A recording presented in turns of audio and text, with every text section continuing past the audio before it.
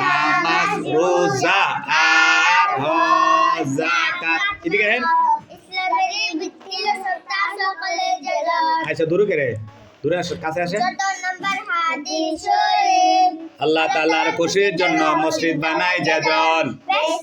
মাঝে যেন ঘর বানালো সেজন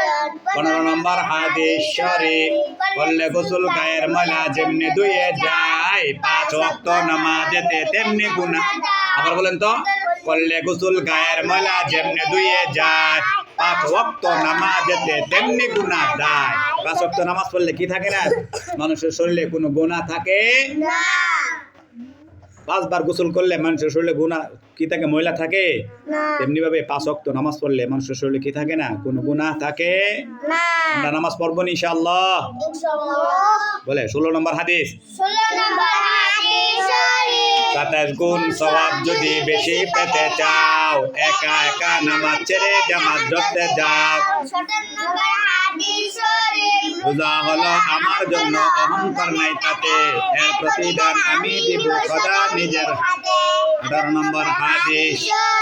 রাসূল বলেন সব জিনিসের আছে যে যাকাত রমজানের রোজা হলো শরীরের যাকাত 19 নম্বর হাদিস শরীফ জিকিরের দ্বারা কবরেতে মুক্তি পাওয়ার মতো নেই কোনো আর দুনিয়াতে আমল আছে যত 20 নম্বর হাদিস শরীফ করলে জিকির আল্লাহ তাআলার অনেক সওয়াব হয় টাকা করি দান করলে তার চেয়ে বেশি নয় 21 নম্বর হাদিস শরীফ 21 নম্বর হাদিস শরীফ পৃথিবীতে আল্লাহ তাআলার জিকির করে যেজন পৃথিবীতে আল্লাহ তাআলার জিকির করে যেজন দুর্গম পৃথিবীতে আল্লাহ তাআলার জিকির করে যেজন